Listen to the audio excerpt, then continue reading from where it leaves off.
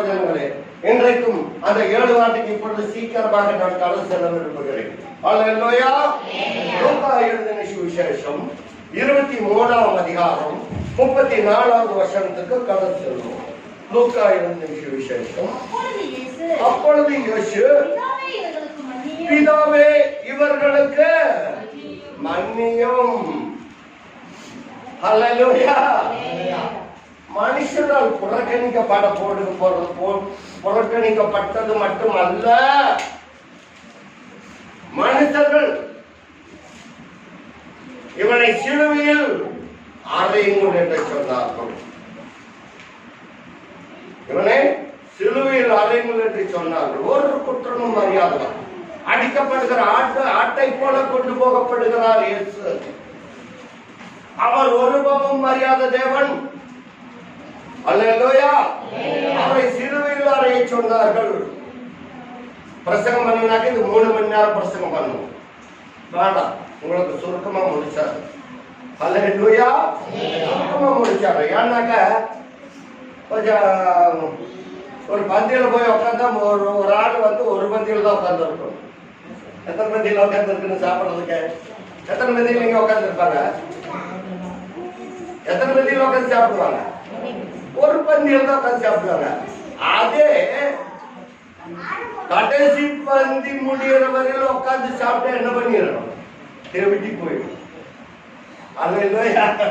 ஒரு பந்தியில உட்காந்து சாப்பிட்டாவே வயிறு நிறைஞ்சு போயிடும். 4 பந்தி முடிகிற வரையில் உட்காந்து சாப்பிட்டாங்களாங்க எவ்வளவு சாப்பிடும்? வாந்தி எடுக்கிற வரையில் தான் சாப்பிடும். அதனால உங்களுக்கு சுருக்கமா முடிச்சாங்க. அல்லேலூயா. இந்த வசனத்தை, முதலாவது வசனத்தை, அப்பொழுது இயேசு, பிதாவே இவர்களுக்கு மன்னியும். யாருக்கு மன்னிக்க சொன்னார்? யாருக்கு? எனக்கு, என்னை மன்னிக்க சொன்னார். இயேசுவை காட்டி கொடுத்தார்கள்.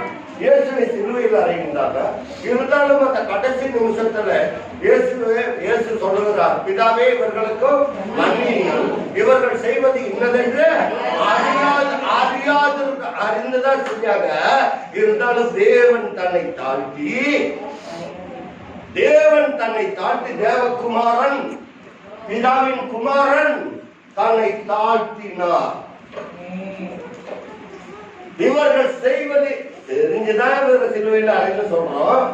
இருந்தாலும் அவர் என்ன சொல்றாரு? பிதாவிடத்துல கேட்கும் பொழுது, பிதாவே இவர்களுக்கு மன்னியும், இவர்கள் செய்வது இன்னதென்று தெரிஞ்சுதான். அவர் அற்புதம் செய்கிறவர், அதிசயம் செய்கிறவர். இந்த பூமியில சுற்றி தெரிந்த பொழுது யாருக்கும் நன்மை செய்தவர்.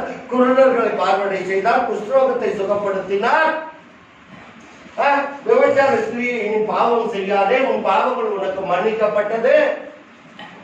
எல்லாம் சொன்னவர் தான். எல்லா ஜனங்களுக்கும் தெரியும் அற்புதம் செஞ்சவர் தான். ஆனாலும் ஆண்டவர் பிதாவிற்கு பரிந்து பேசுறாரு, இவர்கள் செய்வது இன்னதென்று அறியாதிருக்கிறார்கள். அல்லேலூயா. தெரிஞ்சுதான் செஞ்சாங்க, ஆனாலும் அறியாது இருக்கிறார்கள். அறியாதான் செய்யறாங்க. இன்னைக்கு பெரிய ஜனங்கள், இன்னைக்கு அநேக ஜனங்கள் தெரிந்துதான் தவறு செய்கிறாங்க. நம்ம ஏதோ நினைச்சிட்டு இருக்கிறோம். ஆண்டவரே சொல்லிட்டாரு, அறியாத செஞ்சுட்டாங்கன்னு சொல்றாங்க. நாமளும் தவறு செஞ்சிடலாம், அறியாத செஞ்சுட்டாங்கன்னு ஆண்டவர் மாற்றிட்டு வேண்டாம். பிரியமான ஆண்டவருக்கு நமக்கும் ஒரு சேலஞ்ச் வேண்டாம். அல்லேலூயா. இவர்கள் அறியாது செய்திருக்கிற வாசிப்பம் அத. அப்பொழுது இயேசு, பிதாவே இவர்களுக்கு மன்னியும். எவ்வளவு தயவு இருந்தவர், மன்னிக்கிற தயவு இருந்தவர். நம் பாவங்களை மன்னிக்கிறவர், நம் அக்கிரமங்களை மன்னிக்கிறவர், நம்முடைய மீறுதலை மன்னிக்கிறவர். பிதாவே இவர்களுக்கு மன்னியும், அவர்கள் செய்கிறது இன்னதென்று அறியாது இருக்கிறார்களே என்றார். அல்லேலூயா. தன்னுடைய சிலுவையிலே தன் ஜீவன் போகும் நேரத்திலே முதலாவது அவர் வாய் திறந்து சொன்ன ஒரு முதலாவது வசனம் இப்படியாக சொல்லப்பட்டிருக்கிறார். நம்முடைய பாவங்களை மன்னிப்பதற்காக பிதாவே இவர்களை மன்னித்து இவர்கள் செய்ய, என்னை காட்டி கொடுத்தாலும் சரி, இவர்களை நீங்க என்ன பண்ணணும்? மன்னிக்கணும். இன்னைக்கு சாகு தருவாயில, ஐயோ யாராவது ஒரு பெரியவங்க சாகு கிடக்கிறாங்கன்னு சொன்னாலும் போய் பக்கத்திலே உட்காந்து இருப்பாங்க. பாலை இறங்குலீங்கன்னா கூட பாலை ஊத்திட்டே இருப்பாங்க. எதுக்கு? ஏதாவது வாயை தப்பு சொல்ல மாட்டாங்களா? எந்த பொருளை எங்க வச்சிருக்காங்கன்னு சொல்ல மாட்டாங்களா? சொத்து செல்லம் செய்து வச்சிருக்க மாட்டாங்களா? அப்படின்னு போய் பக்கத்துல உட்கார்ந்து இருப்பாங்க. ஆனால் நம் தேவன் அப்படி அல்ல. இதாவே இவர்கள் பாவங்களை முதலாவது மன்னிக்கிறார். அல்லேலூயா. முதலாவது இவர் பாவங்களை என்ன செய்யணும்? மன்னிக்கணும். அல்லேலூயா. அல்லேலூயா. முதலாவது மன்னிக்கணும். அல்லேலூயா. அல்லேலூயா. அதுவே பிரியமான தேவஜனங்களே, என்னென்று சொன்னால் நம்முடைய மீறுதல்கள், நம்முடைய அக்கிரமங்கள் எதையெல்லாம் சிலுவையில் தீர்க்கப்பட்டார். அல்லேலூயா. இன்றைக்கு பிரியமான தேவஜனங்களே, நான் ஒரே ஒரு வார்த்தை சொல்லுகிறேன். இதை நீங்கள் நன்றாய் சிந்தித்துக் கொள்ளணும், நன்றாய் படிக்கணும். அல்லேலூயா. அல்லேலூயா. பாருங்கள், இயேசுவை சிலுவையில் அறைவதற்கு முன்பாக நான் சிலரை உங்களுக்கு சொல்லுகிறேன். பாருங்க, 23ஆம் அதிகாரம், லூக்கா 23ஆம் அதிகாரம் 26வது வசனம். இதை எதற்காக மன்னிக்கப்படுகிறார் என்று வாசிப்போம். எருசலேம் கொண்டு போடுகிற போது, அவர்கள் இயேசுவை கொண்டு போகிற போது சீமோன் என்கிற ஒருவனை பிடித்து அவர் பின்னே சிலுவை சுமந்து கொண்டு வரும்படி அதை அவன் சீமோன் பேதுரு ஒருவனை பிடித்து, சீமோன் என்கிற ஒருவனை பிடித்து சிலுவை அவர் பின்னே சுமந்து கொண்டு வரும்படி அதை அவன் மேல் வைத்தார்கள். இயேசு சமூகத்தையார் சொல்லிட்டு அந்த சிலுவையை சீமோன் ஒருவனாகிய பேதுரு மேல் வைத்தார். அல்லேலூயா. அவன் சுமந்து கொண்டு சென்றார். வாசிப்போமா? திரள் கூட்டமான ஜனங்களும், அல்லேலூயா, திரள் கூட்டமான ஜனங்களும் அவருக்காக புலம்பி அழுகிற ஸ்திரீகளும் அவருக்கு பின் சென்றார்கள். நம்ம ஆண்டவருக்கு பின் செல்ல நம்ம ஆவலாய் இருக்கணும். யாருக்கு பின் செல்லணும்? ஆண்டவருக்கு பின்பாக செல்லணும். சிலுவையில் அறைகளுக்கு சுமந்து கொண்டு போகிறார். அந்த புலம்பி அழுது கொண்டு, ஐயோ, இயேசு இருக்கிற போது எங்களுக்கு அற்புதம் நடந்ததே, அதிசயம் நடந்ததே, நெரும்பாடுள்ள ஸ்திரீ குணமானாலே, சப்பாடி எடுத்து நடந்தானே என்று சொல்லி அவர்கள் புலம்பி அழுது கொண்டு செத்தவனை உயிரோடு எழுப்பினார்களே, இப்பொழுது அவரை சிலுவையை சுமந்து கொண்டு போகிறார் என்று சொல்லி ஸ்திரீகள், பெண்கள் அழுது புலம்பிக் கொண்டு போனார்கள். அல்லேலூயா. அடுத்த வருஷத்தை வாசிப்போம். இயேசு அவர்கள் முகமாய் திரும்பி, எருசலேமின் குமார்த்திகளே, நீங்கள் எனக்காக அழாமல். அல்லேலூயா. நீங்க எனக்காக அழ வேண்டாம். அழாமல் உங்களுக்காகவும் உங்கள் பிள்ளைகளுக்காகவும் அழுங்கள். நான் மறித்தேன், ஆனாலும் சதாக்காலம் உயிரோடு எழுவேன். நீங்க எனக்காக ஆள வேண்டாம், உங்களுக்காகவும் உங்களுடைய பிள்ளைகளுக்காகவும் ஆளுங்கள். யார் சொல்லப்படும்? சாகும் தருவாயில யார் சொல்லப்படும்? அவர் நமக்காக சொல்லுகிறார். அல்லேலூயா. அல்லேலூயா. பிரியமானவர்களே, என்ன யார் சொல்லணும்னு சொன்னா, நீங்க கர்த்தருடைய வசனத்தை நல்ல உருக்கமா நீங்க வாசிக்கலாம். அல்லேலூயா. அல்லேலூயா. பிரியமானவர்களே, பிதாவே இவர்களுக்கு மன்னியும், இவர்கள் செய்வது என்னதென்று அறியாது இருக்கிறார்கள். பாருங்க, அப்போ நாம் செய்கிற காரியம், அறியாது இருக்கிற காரியம் மன்னிக்கப்படும். எப்படி மன்னிக்கப்படும்? 2வது வசனத்துக்காக செல்லும். அடுத்த வசனத்திலே 43வது வசனம். இயேசு அவனை நோக்கி, இன்றைக்கு நீ என்னுடனே கூட பரதீசில் இருப்பாய் என்று மெய்யாகவே உனக்கு சொல்லுகிறேன். பிரியமான தேவஜனங்களே, பாருங்கள், இயேசுவை கல்லறையில் சிலுவையில் அறையும் பொழுது அவரை கல்வாரி சிலுவையிலே இப்படி அறைந்தார்கள். அப்படி அறையும் பட்சத்திலே இடது கை ஒரு புறமாகவும் வலது கை புறமாகவும் குற்றவாளிகளை, ஒரு திருடர்களை, 2 கள்ளர்களை கண்டுபிடித்து அவர்களோடு சேர்ந்து இயேசுவையும் சிலுவையில் அறைந்தார்கள். அல்லேலூயா. அல்லேலூயா. என்ன சொன்னால் பாருங்க, 37வது வசனத்திலிருந்து வாசிப்போம். 39 எடுத்து வாசிப்போம். அன்றியும் சிலுவையில் அறையப்பட்டிருந்த குற்றவாளிகளில் ஒருவன் நீ கிறிஸ்துவானால் உங்களையும் உன்னையும் என்னையும் ரட்சித்துக் கொள்ளும் என்று சொன்னார். 2 பேருக்கு சிலுவையில, இந்த பக்கம் ஒரு சிலுவையில் ஒருத்தனை, இந்த பக்கத்து ஒரு சிலுவையில் ஒருத்தனை சிலுவையில் அறைந்தார்கள். இந்த சென்டர்ல இருக்கிறது டாக்டர் இயேசு. ஒருவன் சொல்லுகிறார், நீ கிறிஸ்துவானால் உன்னையும் எங்களையும் ரட்சித்துக் கொள்ளும் என்று சொல்லி அவன் கேட்டான். வாசிப்பமா. மற்றவன் அவனை நோக்கி, நீ இந்த ஆக்கினைக்கு உட்பட்டவனாய் இருந்தோம் தேவனுக்கு பயப்படுகிறது. தேவனுக்கே பயப்படுகிறது. ஆக்கினை வருது, ஆனாலும் மீறுதல் போயிட்டே இருக்குது. தேவனுக்கு பயப்படுகிறது இல்ல. ஏன் சொல்ற, தேவன் வந்து கேட்கிறாரு நேர்ல. தேவன் பரலோகத்துல இருக்கிறாரு. நமக்கு செய்கிற பாவத்தை எல்லாம் கண்டுக்க மாட்டாரு, அக்கிரமத்தை எல்லாம் கண்டுக்க மாட்டாரு, நம்முடைய மீறுதலை எல்லாம் கண்டுக்க மாட்டாரு சொல்லிட்டு இருக்கிறாங்க. இந்த வசனத்தை வாசிப்புன்னு சொன்னாங்க, எல்லாரும் மனம் திரும்பிப்பாங்க. பார்க்கலாம். நாமும் ஆக்கினைக்கு உட்பட்டவர்களாய் இருந்தோம். வாசிப்போம். தேவனுக்கு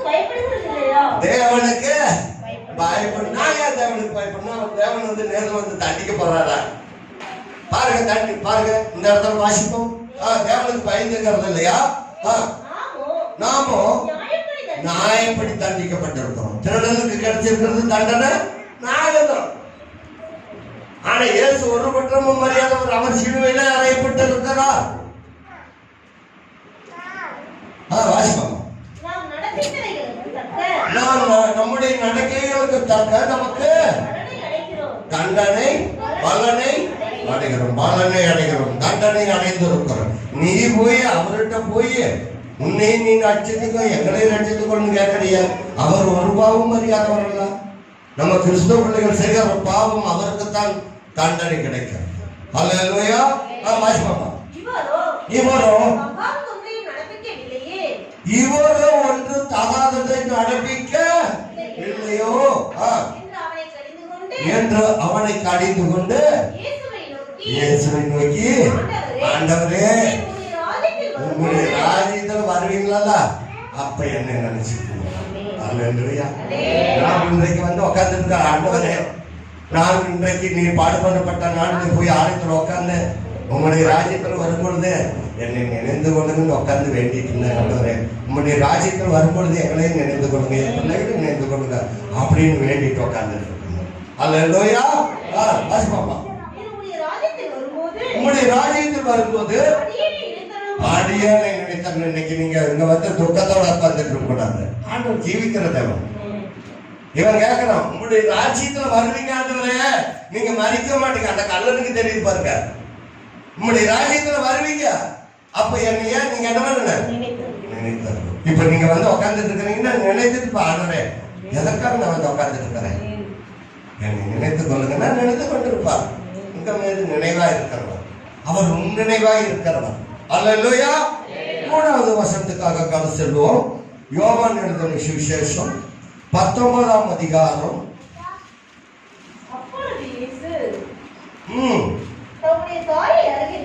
தாயின் அருகே நின்று தமக்கு அன்பாயிருந்த சீசனை கண்டு தம்முடைய தாயை நோக்கி, ஸ்திரியே அதோ உன் மகன் என்றார்.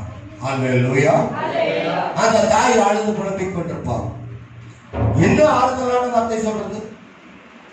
நான் போனாலும் உன்னை ஆட்டி தேட்டு இந்த பூமியில ஒரு மகன் இருக்கிறான், அவனை உனக்கு அடையாளம் காட்டுகிறேன் என்று சொல்லி தன்னுடைய தாய்க்கு அந்த நேரத்தில் ஒரு ஆறுதலான அன்பை வெளிப்படுத்தினார். அல்லேலூயா. அல்லேலூயா. அப்பொழுது இயேசு தம்முடைய தாயும் அருகே நின்று தமக்கு அன்பாய் இருந்த சீசனை கண்டு தம்முடைய தாயை நோக்கி, ஸ்திரியே அதோ உன் மகன் என்றார். அவர் போனாலும் உன்னை ஆற்றுவதற்கு, உன்னை பராமரிப்பதற்கு அதோ உனக்கு மகன் என்று சொல்லி அந்த இடத்திலே சீசனை காட்டுகிறார். அல்லேலூயா. அடுத்தது அந்த சீசனுக்கு ஒரு ஆறுதல் வேணும். அதற்கு யார் என்று பார்ப்போம். அடுத்த வருஷம் பின்பு பின்பு அந்த சீசனை நோக்கி, அதோ உன் தாய், உனக்கு ஆதரப்படுத்துற அவர், என் தாய்க்கு ஆதரப்படுத்துற அதுதான் உனக்கு தாய், இவனை நோக்கி அதுதான் உனக்கு மகன். விட்டுட்டு போறாங்க. இங்க உலக பிரகாரம் இருப்பாங்க, இவங்க தான் உனக்கு தாயும் தாக்கப்படும், இவங்க உன்னை பார்த்து கொள்வாங்க அப்படின்னு சொல்லி தன்னுடைய பிள்ளைகள் சொல்லுவாங்க. அந்த பிள்ளைகளை பராமரிக்கிறதுக்கு இனிமேல் இதுதான் உங்களுக்கு மகனும் மகனும், நீங்க இதை பார்த்து கொள்ளணும் என்று சொல்லி சாகும் தருவையில சொல்றாங்களா, அதுதான் இந்த வார்த்தை. அல்லேலூயா. பின்பு அந்த சீசனை நோக்கி, அதோ உன் தாய். அந்நேரம் முதல் அந்த சீசன் அவர் தன்னிடமாய் ஏற்றுக்கொண்டார். அல்லேலூயா, அல்லேலூயா. எனக்கு அருமையான தேவஜனங்களே, பாருங்கள், அந்த சாகும் தருவாயில கூட தனக்கு ஆறுதலுக்காக கர்த்தர் வெளிப்படுத்தி இருக்கிறார். அல்லேலூயா, அல்லேலூயா. எனக்கு அருமையான தேவஜனங்கள் சொல்றதை நீங்க நன்றாய் கவனித்துக் கொள்ளணும். தேவன் நமக்காக எதற்காக கொடுக்கிறார் என்று சொல்லி இந்த சாகும் தருவாயில சொல்லுகிற வார்த்தையை நீங்கள் ஏற்றுக்கொள்ளணும். அல்லேலூயா, அல்லேலூயா. தன் தாய்க்கும் முகம் ஆடக்கூடாது, தன்னை சீசனுக்கும் முகக்கூடாது, ஆடக்கூடாது. பாருங்க எவ்வளவு தாயின்னு மேலான அன்பு. அப்போ எவ்வளவு அன்பு இருந்தால் அவர்களை வெளிப்படுத்தி கொண்டு வந்திருக்க கூடும். நீங்க இன்றைக்கு கேட்கும் பொழுது, ஆண்டவரே அந்த தாயின் மேலான அன்பு எனக்கு வேணும் அப்படின்னு ஆண்டவருக்கு கேளுங்க. அவர் தாயின் மேலான அன்பை நமக்கு கர்த்தர் வெளிப்படுத்துவார். அல்லேலூயா. இப்ப எத்தனாவது வார்த்தையை கேட்டிருக்கிறீங்க? 3 வார்த்தை கேட்டிருக்கிறீங்க. எத்தனை வார்த்தை இருக்குது? 4 வார்த்தை சொன்னாங்க. 4 50 நிமிஷம். 50 நிமிஷத்துக்கு எத்தனை மணி நேரம்? சரி, சராசரி 1 மணி நேரம் வேண்டாம், சீக்கிரம் முடிச்சிடலாம். 4வது வசனம், மார்க்கு எழுதின சுவிசேஷம், மத்தேயு எழுதின சுவிசேஷம் 9ஆம் மணி நேரத்தில் இயேசு ஏலி ஏலி லாமா சபக்தானி மிகுந்த சத்தமிட்டு கூப்பிட்டார். அல்லேலூயா. 9ஆம் மணி நேரத்திலே சிலுவையில் அறையப்பட்டு விட்டார் இயேசு. 9ஆம் மணி நேரத்திலே ஏலி ஏலி சபக்தானி லாமா சபக்தானி என்று மிகுந்த சத்தமாய் கூப்பிட்டார். அல்லேலூயா. மிகுந்த சத்தமாய் கூப்பிட்டார். அதற்கு என்ன அர்த்தம் என்று சொன்னால், சங்கீதம் 22ஆம் சங்கீதம் 1வது வசனத்திற்காக, என் தேவனே என் தேவனே ஏன் என்னை கதறி கைவிட்டு, நான் கதறி சொல்லும் வார்த்தையை கேளாமலும், வாசிங்க வாசிங்க, என் தேவனே என் தேவனே ஏன் என்னை கைவிட்டு, லாமா லாமா சபக்தானி, ஏன் என்னை கைவிட்டு. நாம் ஒரு காரியத்தில் இருப்போம் என்று சொன்னால் அந்த காரியம் கைவிடி வரலன்னாக்கா, ஆண்டவர் ஏன் என்னை கைவிட்டு, கைவிட மாதிரிதான் இருக்கும், ஆனால் காரியம் கைவிடி. அல்லேலூயா.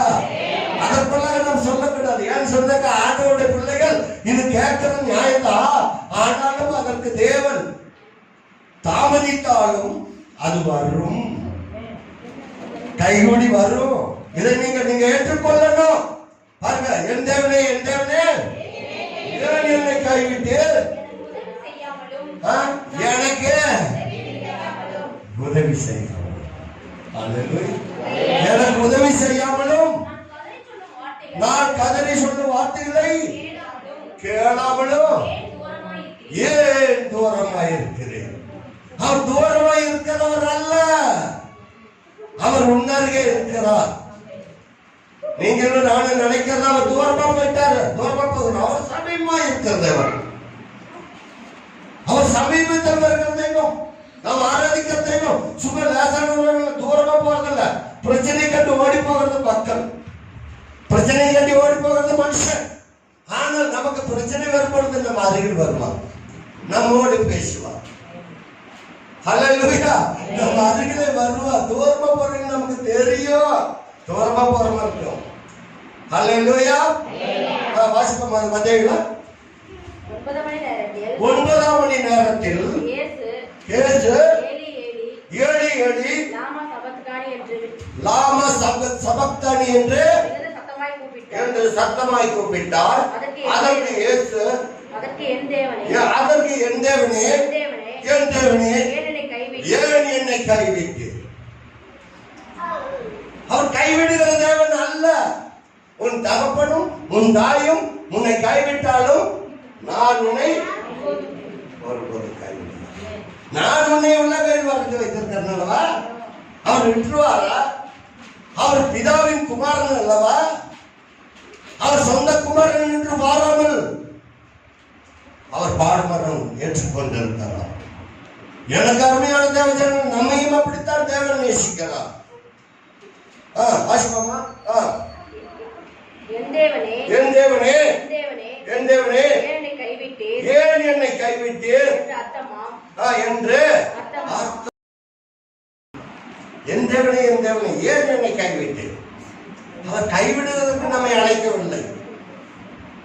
நம்மை அரவணைக்கிற காரணம் அவரோடு இருக்கிறது. நம்ம நினைச்சிட்டு இருக்கிறோம், ஏன் தூரமா இருக்கிறீர்? அவர் தூரத்துக்காக, அவர் தூரமா இருக்கிற தேவன், நம்ம அருகில் இருக்கிற தேவன், உங்களோடு இருந்து பேசுகிற தேவன், என்னோடு இருந்து பேசுகிற தேவனை நம்ம ஆராதிக்கிறோம். நம்ம ஏதோ பெருசா ஒரு பெரிய காரியத்தை நம்ம சாதிக்கல. இயேசுக்குள்ள ஆராய்ச்சி காரியத்தை சாதிச்சிருக்கிறாங்களா? அவர் போறாரு, அவர் வாய்மொழி திறந்தா, அவருடைய வாயை திறந்தா அற்புதம் நடக்கிறது, அதிசயம் நடக்கிறது. நம்ம போய் வாய் திறந்து என்ன நடக்குது? அக்கிரமம். நம்ம போய் வாய் திறந்தா பொய். நம்ம போய் வாய் திறந்தா சமாதானத்துக்கு எடுத்து போடும். உண்மையா போய்ங்களா? நான் என்னை சேர்த்துதான் சொல்றேன். ஆனா தேவன் வாய் திறந்தால் உங்களுக்கு சமாதானம் உண்டாவதாக. இந்த வீட்டுக்கு சமாதானம், உன் வீட்டுக்கு சமாதானம். அவர் வாய் திறந்தா அப்படித்தான் நடக்கும். அவர் அற்புதம் செய்கிறவர், அதிசயம் செய்கிறவர். பேதர் வீட்டுக்குள்ளார போனா பேதர் மாமி ஜுரமே கிடந்தாரு, நீ எழுந்தரு ஜுரம் நின்று போச்சு. ஏன்? அவர் தேவனுடைய குமார். நாம் இயேசுவினுடைய பிள்ளைகள் அப்படித்தான் நடக்கணும். ஒரு வீட்டுக்கு போகும்பொழுது உங்களுக்கு சமாதானம் சமாதானம் உண்டாகும், உங்களுக்கு சந்தோஷம் இருப்பீங்க சந்தோஷம் உண்டாகும். உன்னை மென்மேலும் பெருக செய்வேன் சொல்லி ஆசீர்வதிக்கணும், பெருக செய்வா. உன் மேன்மை பெருக பண்ணுவேன் என்று நாம் ஊழியக்காரர் சொன்னா மேன்மை பெருக பண்ணுவாரு. உன் குடும்பம் ஆசீர்வதிக்கப்படும், ஆசீர்வதிக்கப்படும். இதற்காகத்தான் தேவன் நம்மை அழைத்திருக்கிறோம். நீ நோய் நீங்கி சுகமாயிரு, உன் வேதனை நீங்கி சுகமாயிரு. பெருமடுள்ள சிரிப்பான் சொன்னா உன் வேதனை நீங்கி சுகமாயிருந்தால் ஹல்லேலூயா. நம்ம ஆயத்தா அப்படியே இருக்கணும். ஐயோ ஆண்டவர் ஏன் விட்டு தூரம் போயிட்டார்? அவர் தூரம் போகிறவர் அல்ல. ஹல்லேலூயா. இன்றைக்கும் பிரியமான சொல்றது நீங்க நல்லா கவனமா கேட்கணும். ஏசாயாவுக்கு மீண்டுமாக போவோம். ஏசாயா 53ஆம் அதிகாரத்துக்கு போவோம். மறுபடியும் சீக்கிரம் முடிச்சிடுறேன். 3 வருஷம் தான் இருக்கு, முடிச்சிடலாம்.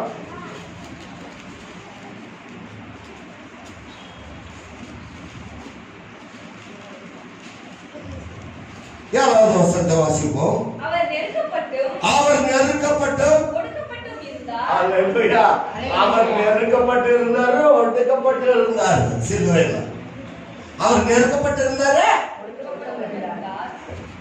நமக்கு ஒடுக்கமும் நெருக்கமும் வந்துருச்சுன்னா கர்த்தர் யாருக்கும் வந்துருச்சுருவோம். அல்லேலூயா. அதுதான் பத்த பாடுங்க. நெருக்கத்திலே கர்த்தரை நோக்கி நெருங்கி வந்து நம்ம நெருங்கணும். அவர் நெருங்கி வருவார். நெருக்கத்துல கர்த்தர் கூப்பிடணும். இங்க அவர் நெருக்கப்பட்டு ஒடுக்கப்பட்டா வாசிப்பு சீக்கிரம். அவர் யாரு? இயேசு நெருக்கப்பட்டு ஒடுக்கப்பட்டு இருந்தார். ஆனாலும் அவர் வாயை சொல்றது புரிஞ்சதுங்களா? ஐயோ என்னை விட்டு ஏன் தோர்மா பண்ணார். அவர் நெருக்கப்பட்டிருந்தாரு, ஒடுக்கப்பட்டிருந்தாரு. ஆனால் அவர் என்ன பண்ணார்? வாயை திறக்கல. நம்மளா இருந்தா வாழ்வாங்க ஆராதனை போய் என்ன பண்றது? ஆண்டவர் என்னை விட்டு தோற போயிட்டாங்க. திருவிழந்த என்ன பண்றது? ஆண்டவர் எனக்கு ஒரு காரியம் தெரியும். நம்ம வாயை திறந்துருவோம் தப்புன்னு. அது ஆண்டவருக்கு தெரியுமா தெரியாத? தெரியும். நம்ம வாயில் சொற்பதாக முன்னதே என்னதென்று அறிகிறதாவ நம்ம சொல்ற வார்த்தை கேட்க மாட்டோம். நீங்க சொல்றது ரகசியமா தான் சொல்லுவீங்க, உள்ளத்தால் தான் சொல்லுவீங்க. ஆனாலும் அது வாயிலிருந்து வெளியில வந்துடும். இங்க ஆண்டவர் ஒடுக்கப்பட்டு நெருக்கப்பட்டு இருந்து அவர் ஆனாலும் அவர் என்ன பண்ணல, என்ன போய் அங்க போய் ஜெபம் பண்ணாலும் நல்லா ஆகல, இங்க போய் ஜெபம் பண்ணாலும் நல்லா ஆகல. அந்த ஆராதனைக்கு போய்தான் என்ன பண்றது, ஆயத்தாலும் சொல்லிட்டோம். ஆண்டவருடன் இருக்கமும் துன்பமும் பாடுமும் மரணமும் வந்திருக்க இல்லையா? அல்லேலூயா. ஏன் வாய் திறக்கிறீங்க? அவர் சமீபம் வருவார், என்னை தேற்றுவார், என்னை ஆற்றுவார், என்னை அரவணைப்பார், எனக்கு சமாதானம் கொடுப்பார், எனக்கு சந்தோஷம் கொடுப்பார். எதற்காக? அவர் என்னுடைய தண்டனை ஏற்றுக்கொண்டிருக்கிறார், அவர் என் மீறலை எல்லாம் ஏற்றிருக்கிறார், அவர் என் அக்கிரமங்களை எல்லாம் ஏற்றுக்கொண்டிருக்கிறார். சொல்லி பாருங்க, பிரச்சனை ஓடி போயிடும். அல்லேலூயா. அதை விட்டுட்டு நீங்க வருத்தப்பட்டு என்ன பண்ண போறீங்க? வாசிப்போம் அந்த வசனத்தை. அடிக்கப்படும்படி கொண்டு போகப்படுகிற ஒரு ஆட்டுக்குட்டியை போல. ஆட்டுக்கு தெரியுமா கொல்ல கொண்டு போறாங்க? தெரியாது. ஆட்டுக்குட்டிக்கு தெரியுமா? வாய் திறக்காத. அதை ஏதோ கூட்டிட்டு போறாங்க, நமக்கு தீனி போடுவாங்க, கொண்டே நல்ல இடத்துல வைப்பாங்க, ஆட்டுக்குட்டி போகுது. அது போலதானே இயேசுவை கொண்டு போனாங்க. அதை விட நமக்கு பாடுகள் வந்துருச்சு. வாசிப்போமா? பாருங்க, அந்த ஆடுகளை பார்த்தீங்கன்னாக்கா ஆடு மயிர் கத்திரிப்பாங்க, அது கம்பளம் தயார் பண்றதுக்காக. அதுக்காக கூட கொண்டு போலான்ட்டு கொண்டு வந்து ஆடு நினைச்சிருக்கோம். வாசிப்போமா? மயிர் கத்திரிக்கு முன்பாக சத்தமிடாது இருக்கிற ஆட்டை போலவும் அவருடைய நம்முடைய வாயை திறவாதிருந்தார். அவருடைய வாயை திறக்கலாம். அந்த மயிர் கத்திரிக்கிற பொழுது இப்ப ஒண்ணு வேண்டாம், அது உங்களுக்கு அர்த்தம் புரியலையோ தெரியல. யாராருக்கு புரியுது? யாருக்கு புரியலையா? நான் சொல்ற கேட்டுக்கோங்க. இப்போ பெண்களுக்கு விட்டுருங்க, பெண்களை விட்டுலாம். இப்ப ஆண்கள் சின்ன பையனா இருக்கிறான்னு வச்சுக்க, சத்தப்படாதீங்க. மயிர் கத்திரிக்கப்படுகிற ஆட்டுக்கு நான் சொல்றேன், உங்களுக்கு அர்த்தம் தெரியாதனால தெரிஞ்சதாக நான் சொல்ல மாட்டேன். இப்ப அந்த விமலுக்கு இவங்களுக்கெல்லாம் முடி வளர்ந்துருக்கு. முடி வளர்ந்துருந்தா அதை எங்க கூட்டிட்டு போவாங்க? முடி வெட்டுறதுக்கு தெரிஞ்சவங்க கூட்டிட்டு போவாங்க. அங்க போய் முடி கத்திரிக்க போவாங்க, முடி கத்திரிப்பாங்க. அவங்க அமைதியா உட்காந்துட்டு இருக்கணும், இல்லாட்டி காதையோ தெரிஞ்சு கட் பண்ணி சத்தம் பண்ணானுங்களா அந்த பக்கம் இந்த பக்கம் அதே ஆடக்கூடாது அப்படிம்பாங்க. அப்போ காதையோட கட் பண்ணி போடாங்க. அதனால அவங்க பயத்தோட உட்காந்துட்டு இருப்பாங்க. அது போலதான் இந்த கம்பளி ஆடு, அந்த ஆடை வந்து மயிர் கத்திரிக்கிறவங்க கத்திரிக்கோள கட் பண்ற வரையில அது வாயை திறக்காதான், மானு சத்தம் போடாத ஒண்ணு. அது போல நம்முடைய தேவனை சிலுவையில் அடிக்கப்பட்டு கொண்டு போகும்போது அவங்க வாய் தரவாத ஆட்டை போடுது, மயிர் கத்திரிக்கப்பட்டு சத்தம் போடாத ஆட்டை போடுது தேவன். இன்னைக்கு பசங்க அங்கேயும் இங்கே ஆடுனாலும் காது என்ன ஆயிடும்? கத்திரிக்கோள கட் ஆயிடும். அல்லேலூயா. நான் சொல்றது பல்லாட்டுக்கு வழங்குதா? அது போலதான் நம்முடைய தேவன் மயிர் கத்திரிக்கப்படுகிற ஆடுகளை போல வாய் தருவாமல் இருந்தான். அல்லேலூயா.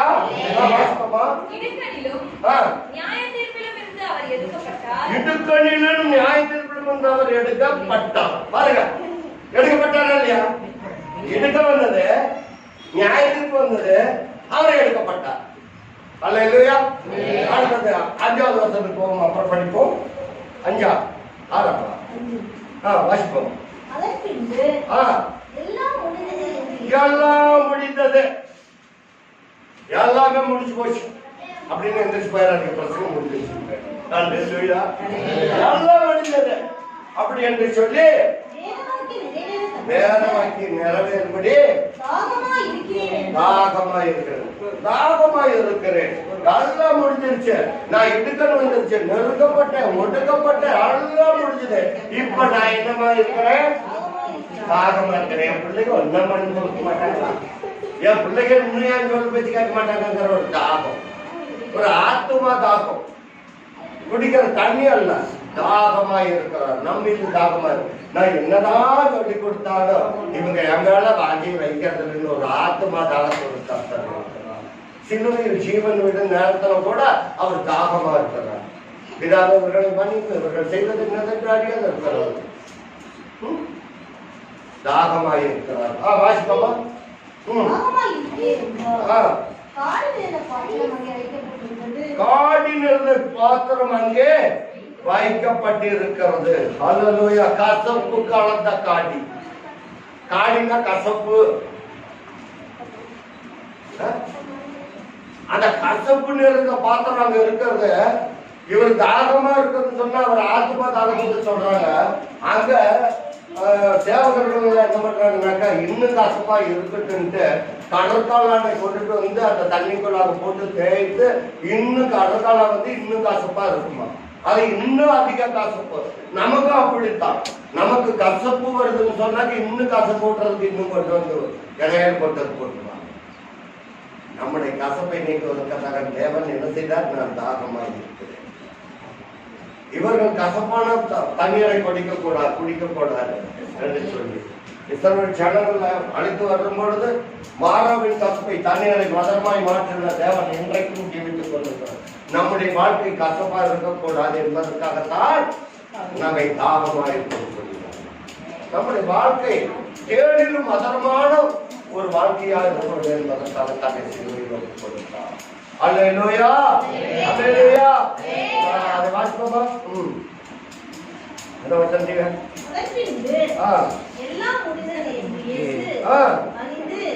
அதன் பின்பு எல்லாம் முடிந்தது என்று இயேசு அறிந்து வேத வாக்கியம் நிறைவேறத்தக்கதாக வேத வாக்கியம் நிறைவேறணும். என்னைக்கு இந்த வேத வாக்கியம் நிறைவேறத்தக்கதாக தாகமாய் இருக்கிறோம். எனக்கு அருமையான தேவஜனங்களே, அவருடைய வேத வாக்கியம் நிறைவேறணும். அல்லேலூயா, அல்லேலூயா. காடியில் இருந்த பாத்திரம் அங்கே வைக்கப்பட்டிருந்தது. அவர்கள் கடற்காலான காடியிலே துவைத்து ஈசோப்பு தண்டில் மாட்டி அவரிடத்தில் வாயிலிருந்து நீட்டி கொடுத்தார்கள். அல்லேலூயா, அல்லேலூயா. நல்ல கவனமா கேளுங்க. இந்த வசந்த கேளுங்க. 6வது வசந்த இயேசு காடி வாங்கின பின்பு முடிந்தது என்று சொல்லி தலையை சாய்த்து ஆவியை நமக்காக சிலுவையிலே ஆவியை நம்முடைய ஆவியை உயிர்ப்பிக்கிறதற்காக அவருடைய ஆவியை பிதாவினிடத்தில் இதையெல்லாம் சொல்ல போனாக்கா ஒன்னவங்களுக்கு நேரம் இருந்தாலும் நான் முடிக்க போகிறேன். அல்லேலூயா. எப்படி முடிக்க போகிறேன்? இந்த ஆவி எங்கே போகிறது?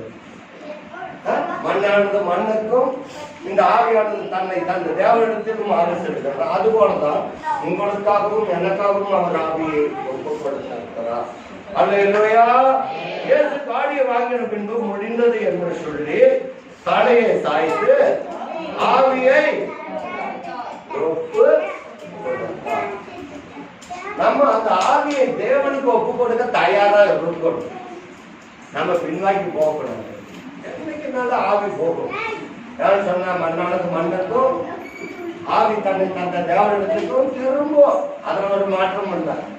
பிரசிகளை சொல்லப்படுது எல்லாம் மாயை மாயை மாயை எல்லாம் அன்னைக்கு காண்றது மாயதான். எல்லாமே இதுதான். ஆனாலும் நான் சொல்ற கேளுங்க. எடுத்து வாசிப்போம். பிரசிங்கின் புத்தகம் பிரசிங்க எடுத்து சொல்லுங்க. அது ஒரே வசனத்தை வாசித்து முடிக்க போகிறேன்.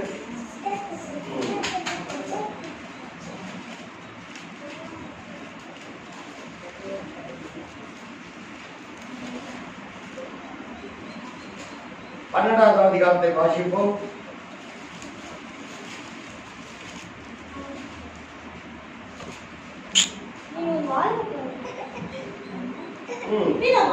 இவ்விதமாய் மண்ணானது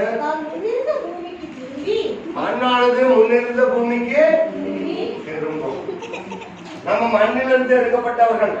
மண்ணானது எங்க போகுது? மண்ணுக்கு போகுது. மண்ணானது முன்னிருந்து ஆதாம மண்ணினால் எடுத்து உருவாக்கி அந்த சுவாசத்தை ஊதினார். அந்த மண்ணானது இருந்த இடத்துக்கு மறுபடியும் போகுது. மண்ணு தலை பிடிச்சாலும் உருவம் பிடிச்சாலும் ஆதாம ஏற்படுத்தினாலும் அந்த மண் எங்க போகுது? மண்ணுக்கு போகுது. வாசிப்போம். பூமிக்கு திரும்பி ஆவி தன்னை தந்த தேவனிடத்திற்கு மறுபடியும் போகிறதற்கு முன்னும் அவைகளை உன் வாழ்வின் பிராயத்திலே என்ன இதுக்காகத்தான் தாகமா இருக்கிறாரு ஆண்டவர். எதற்காக தாகமா இருக்கிறாரு? என் வாழ்வின் பிராயத்துல உன் சிருஷ்டிகளை நினை, உன்னை சிருஷ்டித்தவரை நினைக்கணும். அதற்காகத்தான் ஆண்டவர் சிலுவையிலே தாகமா இருக்கிறார். பாட்டு பாடிடுறோம் திருவண்ணாமலை தாகம் தாகம் என்று என்ன பாட்டு பாடிக்க பாடியோம். ஆனா தாகமா இருக்கணும். நாம ஆண்டவர் நம்ம தாகமா இருக்க, நம்மளும் தாகமா இருக்க. எவ்வளவு வார்த்தை வாசிப்போமா? இயேசு பிதாவே, பாத்தீங்களா? இயேசு பிதாவே, என் ஆவியை உம்முடைய கைகளில் என் ஆவியை ஒப்புவிக்கிறேன் என்று சொல்லி காத்தார். பிதாவினிடத்தில் இயேசு ஆவியை பிதாவின் கையிலே ஒப்பு கொடுத்தார். நம்முடைய வாழ்க்கை யார் கையில் ஒப்பு கொடுக்கணும்? இயேசுவின் கையில் ஒப்பு கொடுத்தார். அதை விட்டுட்டு நம்மளே தோண்டு பண்ணிட்டு இருக்கிறோம்னாக்க வேலைக்காகாது. இயேசு கையில் நம்ம வாழ்க்கையை ஒப்பு கொடுக்கணும். இன்றைக்கு இந்த குட் ஃப்ரைடே அன்னைக்கு நம்முடைய வாழ்க்கை யார் கையில் ஒப்பு கொடுக்கணும்? இயேசுவின் கையில் ஒப்பு கொடுக்கணும். வாசிப்பு பண்றவங்க மீண்டுமாக பிதாவே, உம்முடைய கைகளில் என் ஆவியை ஒப்புவிக்கிறேன் என்று மகா சத்தமாய் சொல்லுங்களேன். ஆண்டவரே, என் ஆவியை உம்முடைய பாருங்க, நான் உயிரோடு இருக்க மட்டும் என் கர்த்தரை துதிப்பேன், நான் உங்களே கீர்த்தனம் பண்ணுவேன்னு சொல்லிடுறோம். ஆனா சொல்லும் பொழுது மட்டும் இன்னைக்கு இந்த உயிர் போயிருமா ஐயோ அப்படின்னா போக தேவன் நியமித்த நாள் வரைக்கும் இந்த உயிர் போகாது. நம்ம நினைக்கிறதுதான் தப்பு. பாருங்க, கட்ட 33 ஆண்டுகள் இந்த பூமியில அவர் ஊழியம் செய்தார். தேவன் இருந்த போதிலும் தன் சொந்த குமாரன் என்று வாராமல் ஏசியா தீர்க்கதரிசியினாலே எழுதப்பட்டபடியாக அவர் சிலுவையில அறையப்படணும், பாடு பண்ணப்படணும், துக்கம் சுமக்கணும், பாடு அனுபவிக்கணும், இடுக்கல்ல இருக்கணும், ஒடுக்கத்தல இருக்கணும், நல்லா அனுபவிச்சுதான் இருக்கணும். நமக்கும் அப்படித்தான் பாடுகள் வரும், துக்கங்கள் வரும், போராட்டங்கள் வரும், சோதனைகள் வரும். சோதனைகளை சைக்கிற மனுஷன் பாய்க்க வாழ்ந்ததும் இதெல்லாம் விளங்கணும். ஆண்டவரே, என் ஆவி இருக்க மட்டும் அந்த ஆவி யாருக்கு தான் சொல்லுங்களா? சொல்ல மாட்டீங்களா? உண்மைக்கு தான் இந்த ஆவி யாருக்கு தான் சொல்லுங்களா? சத்தமா சொல்லுங்களா? அப்படின்னு இன்னைக்கு ஆவி ஆண்டவர் காட்ட மாட்டாரு. இன்னைக்கே காட்டாலும் சந்தோஷம் கொடுத்துடலாம். அல்லேலூயா. பிதாவினிடத்துல இயேசு ஆவியை ஒப்பு கொடுத்தது போல நாங்கள் இந்த சத்தியத்தை கேட்கிறவங்களுடைய எங்களுடைய ஆவி யாருக்கு தான் சொல்லுங்களா? சத்தமா சொல்லுங்களா? இன்னைக்கு இன்னைக்கு உடனே கொடுக்கறதுக்கு இன்னைக்கு ஆண்டவர் நம்முடைய ஆவி எடுத்துக்க மாட்டார். அப்படியே எடுத்தாலும் கத்தர் அல்லேலூயா. ஆவி அவருக்கு தான் ஏன்னு சொன்னாக்க தன்னை தந்த தேவனத்துல தான் இந்த ஆவி போகுது. அது வரைக்கும் சந்தோஷமா இருக்கும். அல்லேலூயா. மண்ணுக்கும் தன் ஆவியானது தன்னை தந்த தேவனத்துக்கு மாத்திரம் தான் போகுது. இங்க இயேசுவா அப்படிதான். நீ போப்பா பூமியில அவரே வருஷத்தாவினால பெற இந்த பூமியில 33 ஆண்டுகள் வாழு. 33 ஆண்டுகள் இந்த பூமியில சுற்றி இருப்பது யாருக்கு நன்மை செய்ய நல்லா ஆண்டவர் சொன்னார். செஞ்சாங்க, பிதாவானவர் சொன்னார். சாகத்தார் வந்து இந்த ஆவியும் உடைய கையில் ஒப்புவிக்கிறேன் என்று மகா சத்தமாய் வாசிப்பமா மகா சத்தமாய் கூப்பிட்டு சொன்னார் பிதாவினிடத்திலே. அப்படி சொல்லி ஜீவனை விட்டார். உத்தரவாதம் எடுத்து ஜெபிக்கணும். ஆண்டவரே, இந்த ஜீவன் இருக்கிற வரையிலும் மக்கள்தான், இந்த ஜீவன் இருக்கிற வரையிலும் உண்மைத்தான் ஆராதிக்கிறேன். இந்த ஜீவன் இருக்கிற வரையிலும் உமக்காக சாட்சியாக வருகிறேன். இந்த ஜீவன் இருக்கிற வரையிலும் உண்மைத்தான் நம்பியிருக்கும். இந்த ஜீவன் இருக்கிறவர்கள் என்ன ஒடுக்கம் பிரிக்க முடியாது, நெருக்கம் பிரிக்க முடியாது, இன்னொருகள் பிரிக்க முடியாது, வேதனைகள் பிரிக்காது. எல்லாம் மக்கள் தெரியும். நீ தூரமா போட்டால் நம்ம கூப்பிடுகிற போது அருகில் வந்து விசாரிக்கலாம். அல்லேலூயா. நீங்கள் துக்கப்பட்டு கலங்கக்கூடாது. இயேசு மரித்தார், 3ஆம் நாள் உயிர்த்தெழுந்தார். பிரியமான தேவ ஜனங்களே, நான் கர்த்தரிடத்தில் அன்பு வைப்போம் என்று சொன்னால் அந்த தாயின் மேல அன்பு நமக்கு கிடைக்கும். அந்த சீசனுக்கு அந்த அன்பு கிடைத்தது போல நமக்கு இருதயங்களும் கர்த்தருக்கு பிரியமாக இருக்கும். இந்த வசனம் எல்லாருக்குள்ளாகவும் கிரியை செய்யும். பிரியமந்தை நான் சொல்லுகிறத நீங்க நன்றாய் கவனிக்கணும். நான் இந்த வசனத்தை எல்லாம் தியானித்து நான் என் வீட்டில இருந்து எடுத்துட்டு வந்தேன்னு யாரும் நினைக்க மாட்டேன். இந்த இடத்துல ஆண்டவர் என்ன சொல்றாரோ அதை மட்டும்தான் நான் உங்களுக்கு சொல்லுகிறேன். நான் மற்றவர்களை போல எழுதி வைத்தவங்க ஒரு கிளாஸ் வைப்பேன். அது வேணா எல்லாருக்கும் ஃபிளாப் வச்சிருப்பேன். எந்தெந்த வசனத்தை இன்றைக்கு போதிக்கலாம் அப்படின்னு சொல்லிட்டு ஃபிளாப் மட்டும் வச்சிருப்பேன். அதுல இருந்து எடுத்து உரைக்கிறத எல்லாம் கர்த்தருடைய செய்தி. மற்றது எதுவும் கிடையாது. அதற்கு என்ன வசனம் கொடுக்கணும்? நீ போய் நில்லு, அந்நேரத்துக்கு நான் உனக்கு கொடுக்கிறேன். நீ ஏன் போயிட்டு மண்டை விட்டிட்டு கிடக்கிற? உனக்கு ஞானத்தை தருகிறது நானல்வா, உனக்கு புத்தி தருகிறது நானல்வா. நீ கேளு, அந்த இடத்துல போய் நின்றுட்டு உங்களுக்கு ஆட்டோமேட்டிக்கா நான் போட்டுப்பேன். இதை போதிக்கிறதுக்கு நான் ட்ரைனிங் எடுக்கல, ஒன்னும் எடுக்கல. ஆட்டோ சொல்ல சொல்றது உங்களுக்கும் நன்மை, உங்களுக்கும் மேன்மை, எனக்கும் நன்மை, எனக்கும் மேன்மை. அந்த வசனம் சொல்லுங்க பாருங்க. இந்த வசனத்தை சொல்லும் பொழுது உங்களுக்கும் நன்மையா இருக்கும், எனக்கும் நன்மையா இருக்கும்.